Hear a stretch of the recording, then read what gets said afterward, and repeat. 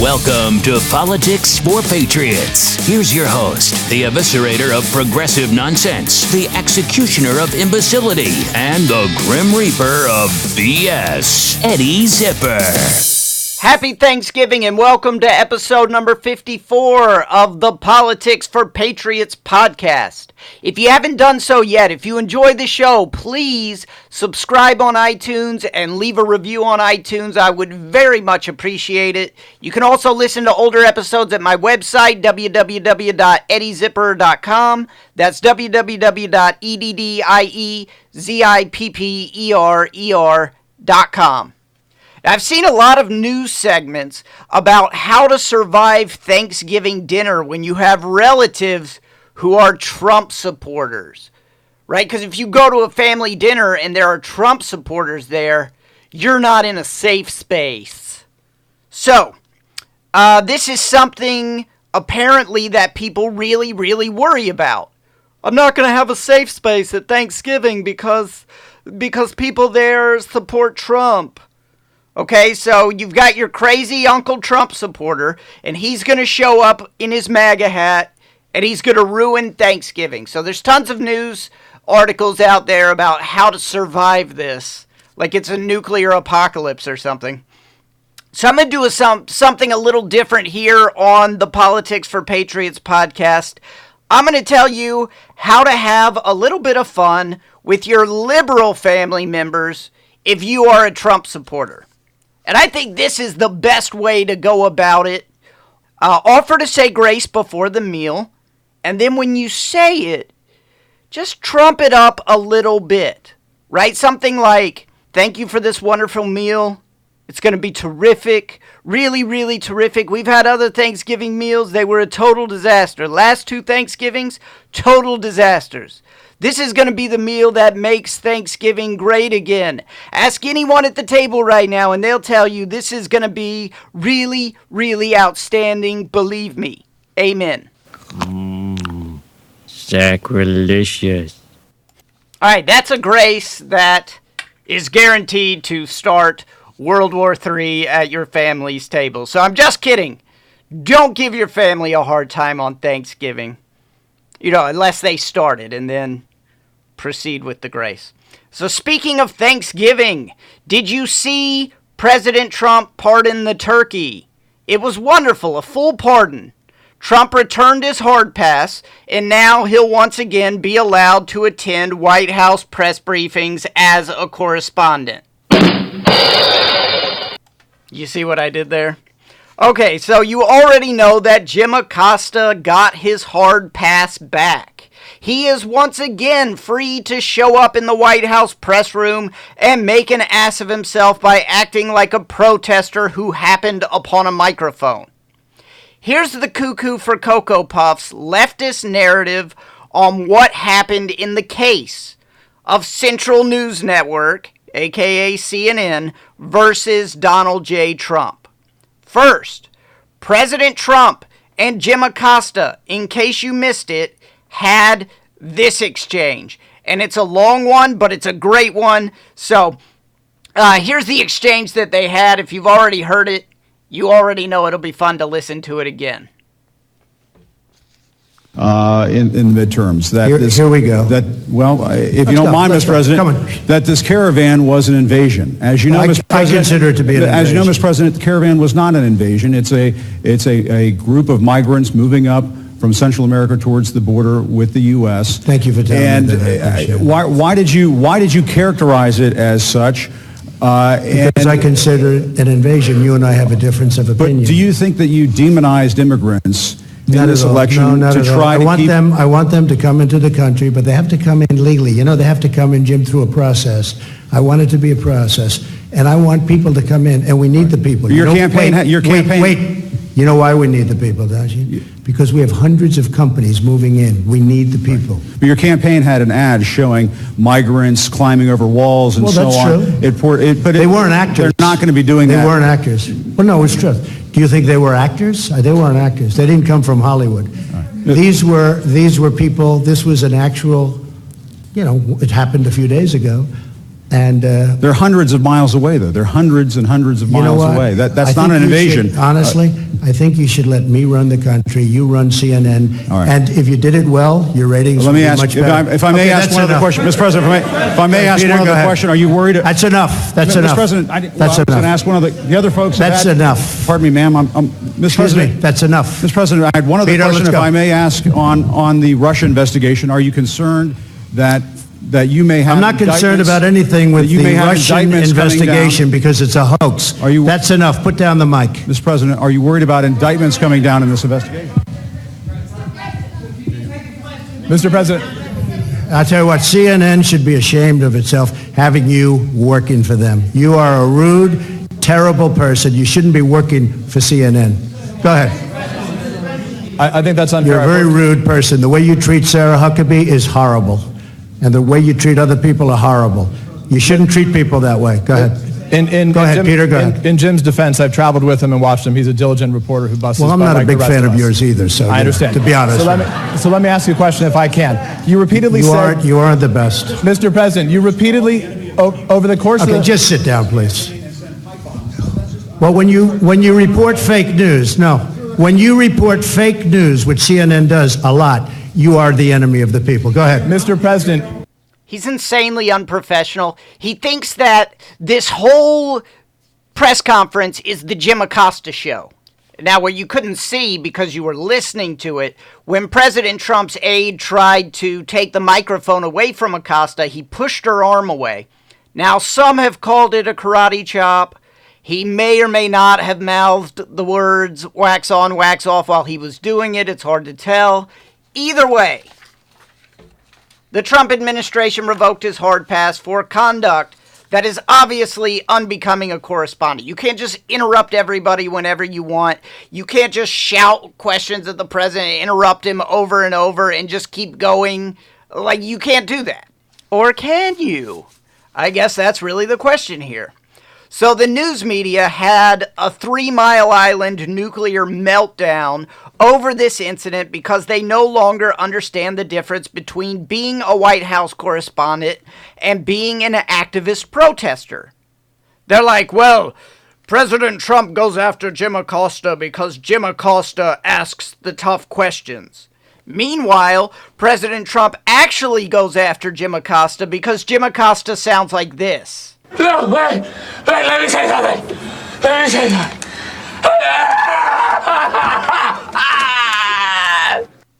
So, the mainstream media decided that this was a violation, the revocation of the hard pass was a violation of Jim Acosta's First Amendment rights. They think that there's a hard pass clause in the First Amendment which states the unalienable right to have a hard pass to enter the White House and be part of the White House press corps. Okay? So on all these left-wing opinion shows, they had on pundit after pundit, and they said, pundit, is this the worst attack on the free press in the history of the universe? And all the pundits, of course, as hard as they could, totally agreed that it definitely was the worst attack on the free press in the history of the universe. And they all did their impression of those two aliens from Sesame Street, so it sounded like, was this the worst attack ever? If Jim Acosta can't badger the president, does that mean democracy is over? And the pundit said, oh! Yep. Oh no, Jim Acosta lost his hard pass. What will we do? What will we do? I have an idea. You can act like a man. What's the matter with you? Where's Vito Corleone when you need him? So anyway, this went to court, and the judge ruled that the Trump administration had to restore Jim Acosta's pass. And all the pundits said, oh, yes, this is a victory for the First Amendment. It's a victory for the freedom of the press. No. Not at all, actually. The ruling had absolutely nothing to do with the First Amendment. Judge Timothy Kelly, who was the judge in this case, who's a Trump-appointed judge, by the way, he actually said the words, I want to make very clear, I have not determined that the First Amendment has been violated here. Okay, so you can't be any more explicit than that this wasn't about the First Amendment. The issue was not a First Amendment violation. It was a Fifth Amendment violation. The Fifth Amendment contains what we call the Due Process Clause, which is a great clause that guarantees that the government cannot punish you without affording you the process that is due to you. Everyone has a process that is due to them before the government can punish them. You have to be given that process. If you are not, then the government cannot punish you. That means there have to be rules set down ahead of time governing behavior. Then, when those rules are broken, there has to be a process to take away the pass. The person has to have some ability to make an argument in their own favor. Stuff like that. Basic due process type stuff. So in the future, the White House can put together a process and then follow the process and take away a hard pass. Now, they can't put together a process and then revoke Acosta's hard pass for what he did last week, because that would be ex post facto.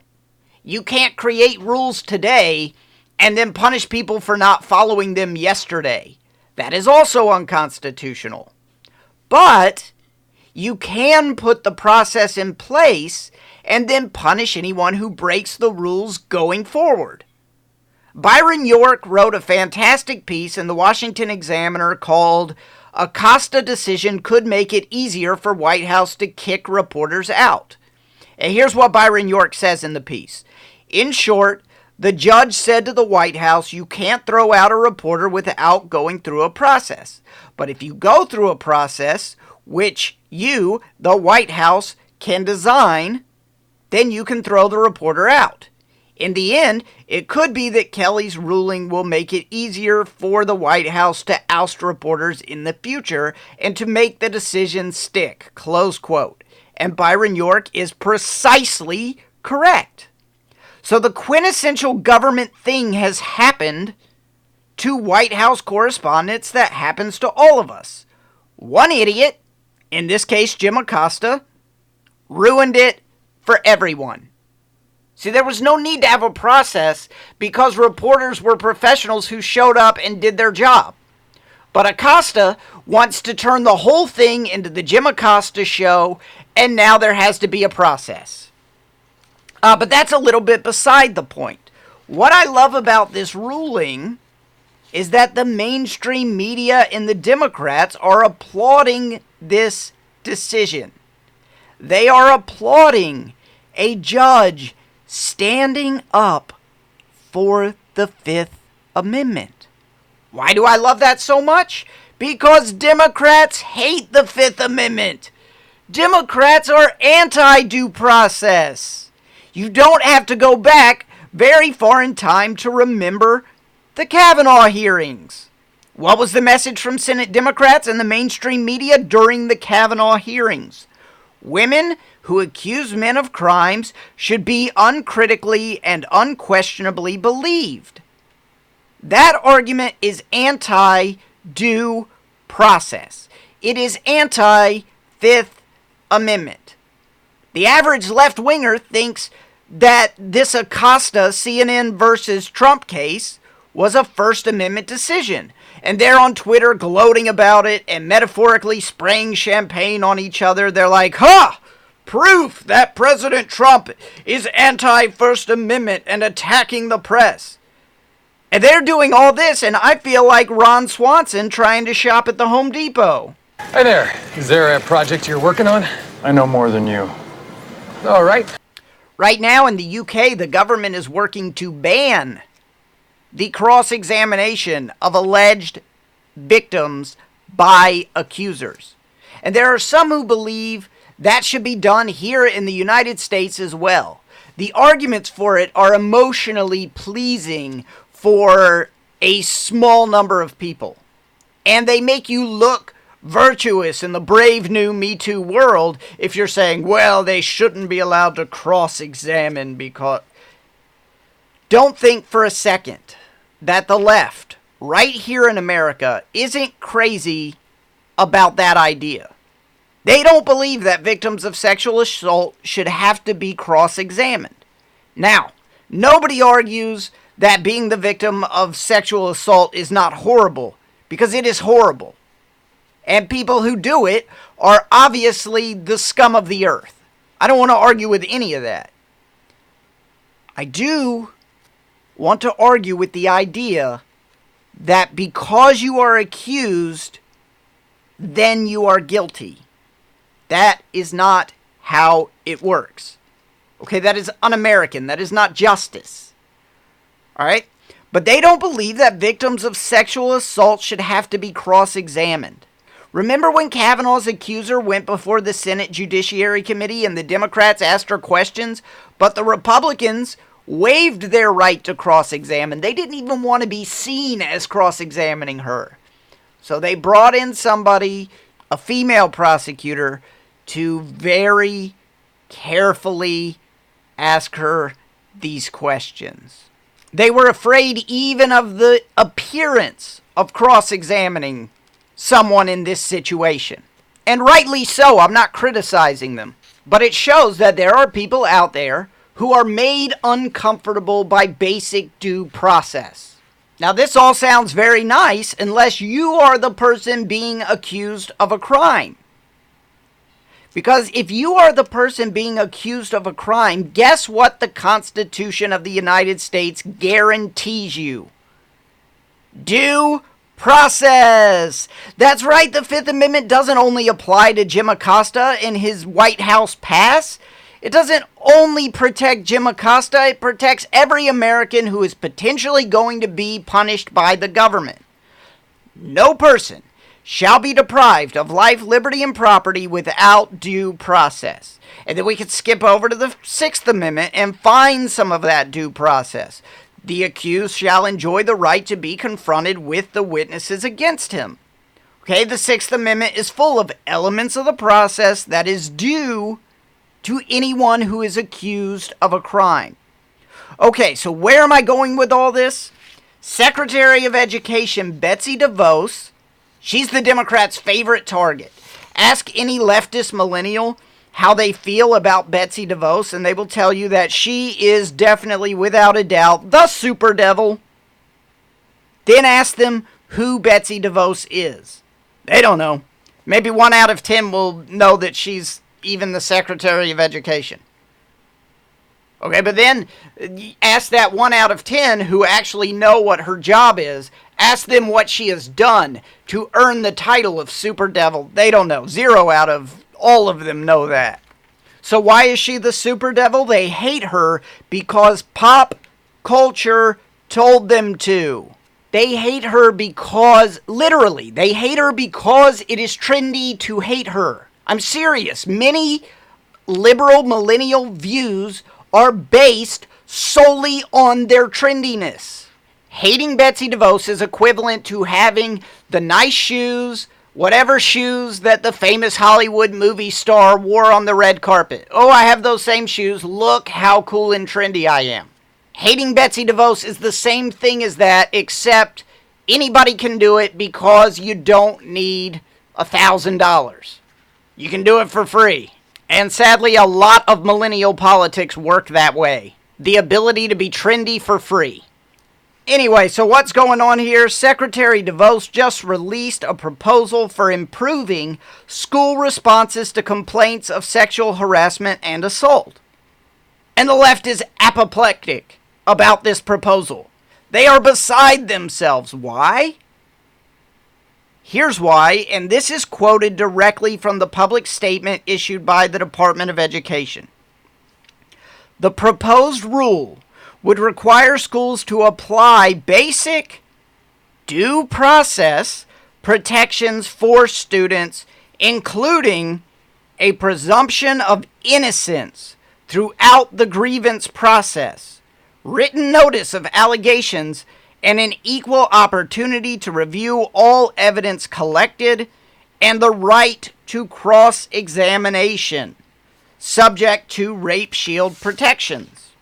Colleges and universities would be required to hold a live hearing where cross-examination would be conducted through the party's advisors. To promote impartial decisions, schools would not be allowed to use a single investigator or investigator-only model. This is basic due process that should already be protected by the Fifth Amendment. Schools are treating the accused the way that the British treated the colonists before the Revolutionary War. That's the reason all these amendments in the Bill of Rights exist, is because of the way that the colonists were treated by the British, and they said, we never want to be treated like that again, and we got this Bill of Rights to make sure that they couldn't be treated like that again. So these new rules are just basic due process. It should already be protected by the Fifth Amendment. This puts forth the basic tenets of American justice as they exist in the Sixth Amendment. A Bucknell Institute poll asked respondents if they agree with this statement. Students accused of crimes on college campuses should receive the same civil liberties protections from their colleges that they receive in the court system. 65% of the Democrats polled said yes. That is 65% of the Democrats who were polled. 77% of Republicans said yes, and 67% of independents also said yes. Those are huge numbers. Due process is still a bipartisan value. I don't know for how long, but for right now, in 2018, both sides, Republicans and Democrats, not at the top levels, I'm just talking about the people, the voters. Right now, both sides still love due process. Though for how long, I cannot tell you.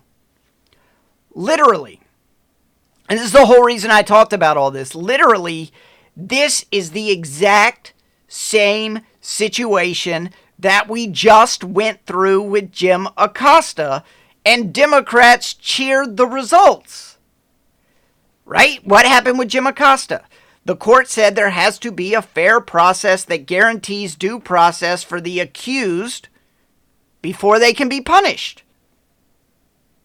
And that's exactly what Betsy DeVos is setting forth, exactly what this judge said you have to set forth for Jim Acosta. It is frightening that this new proposal by the Department of Education is even controversial. But it is, and we all know why. We saw why in the Kavanaugh hearings, that we saw that Senate Democrats don't believe in due process. They believe in due process for some people or on some issues, but they do not have an umbrella belief in due process for everyone. Right? If Lois Lerner is taking the Fifth Amendment before Congress, they believe in due process. If Jim Acosta has lost his White House press pass, they believe in due process. Okay?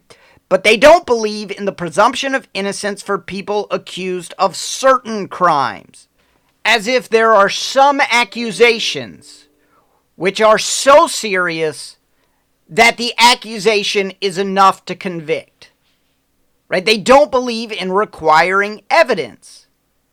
They don't believe that it is okay to cross-examine someone who is accusing you of a crime.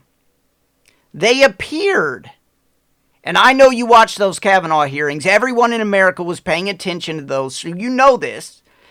The Senate Democrats very much appeared to be against basic due process. They appeared to believe that the government should hand out punishments based on accusations alone. Now, those are the elite. Those are senators who displayed this anti-Fifth Amendment, anti-Sixth Amendment behavior. The American people still largely believe in due process and in the presumption of innocence And I think we saw that in the midterms. Take a look back. 2010 midterms, right? We're going to look at wave elections. 2010 midterms. Republicans picked up 63 House seats and 6 Senate seats. By the way, for anyone touting the idea that the 2018 midterms were a blue wave, yeah, 2010 is what a wave election looks like.